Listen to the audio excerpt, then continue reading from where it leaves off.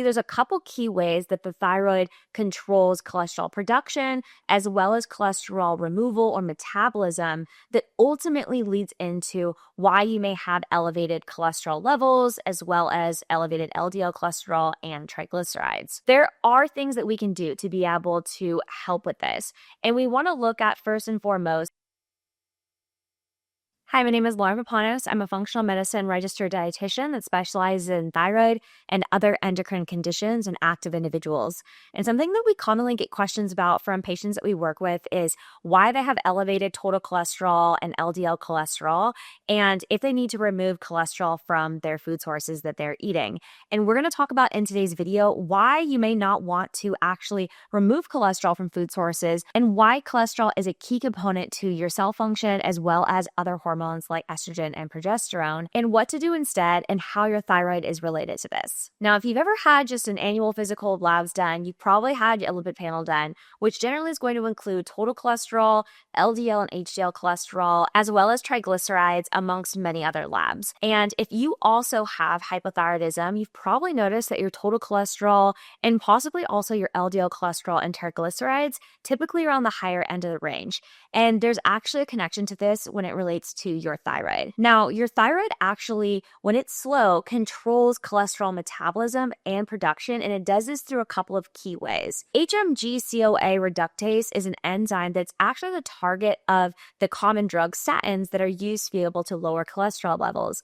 And that's actually the enzyme that gets affected when you have hypothyroidism. When thyroid function is low, it actually reduces the function of this enzyme, which actually makes our liver produce more of our cholesterol as well as LDL cholesterol. Now, in addition to this, when there is low thyroid function, we also see other ways that the cholesterol levels are impacted, more so on the other end as it relates to metabolism. Now, your liver actually makes about 70 to 80% of your total cholesterol levels, and diet only contributes about 20 to 30%.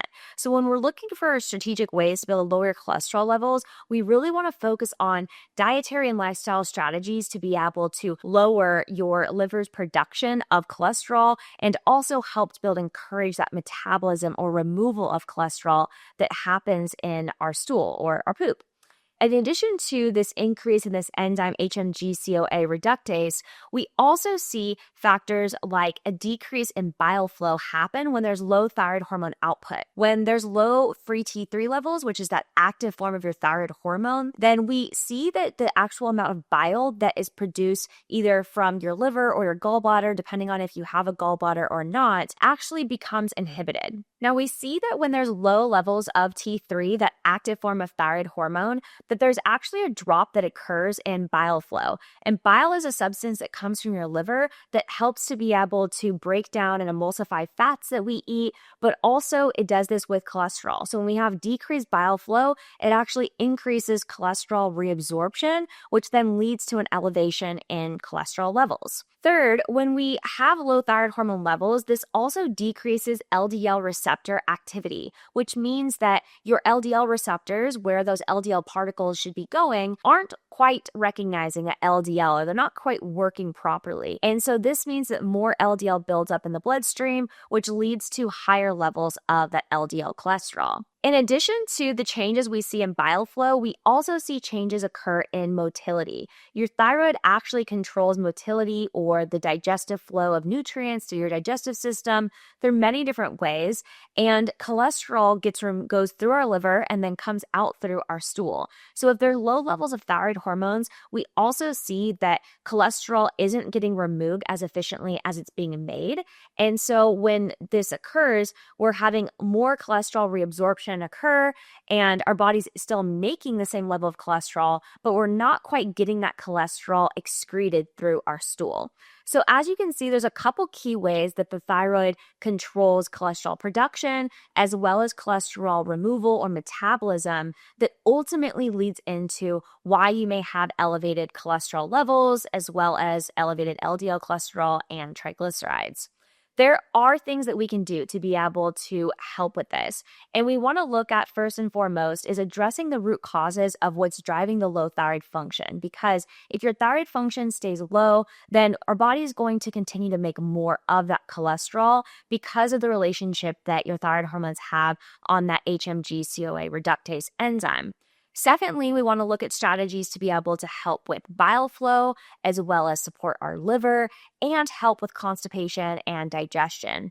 We can support bile flow and our liver by incorporating bitter foods. These are things like choline that you get in eggs, as well as taurine. You also want to incorporate things like dandelion root, beets. These are really great sources to be able to help stimulate that bile flow and ultimately help with supporting the liver metabolism as well. Soluble fiber sources are also an excellent option here. My personal favorite for this are legumes. So that's going to be your beans, chickpeas, and lentils, but chia seeds and flax seeds are also a really great option. Plant sterols are another type of fiber source that's really great for lowering LDL cholesterol. And we get these from nuts and seeds that we eat. Particularly, we want to emphasize the ones that are raw versus those that are roasted so that we can get all of the benefits of the nutritional value of these nuts and seeds. In addition to this, strategies that can help encourage normal bowel movements may also be helpful, especially while you're working on improving your thyroid function. This might include strategies like magnesium citrate, potassium, just ensuring first and foremost that we have adequate intakes in our diet, but then also potentially looking at supplementation and also ensuring the basics of water hydration, adequate fiber intake to ensure that those are also helping facilitate a bowel movement. If those aren't adequate, then that's when we can turn to higher level supplementation, such as supplementing with things that increase bile production like ox bile or TUDCA. If you love this video, you're going to love my free functional thyroid foods grocery guide. This breaks down for you all the key nutrients that you want to be sure to incorporate, like those bitter foods, into your weekly grocery list to support cholesterol levels and ultimately your thyroid as well. You can find the link to download it below, and be sure to hit the bell to subscribe to my channel so that you'll be the first to know whenever I release a new video.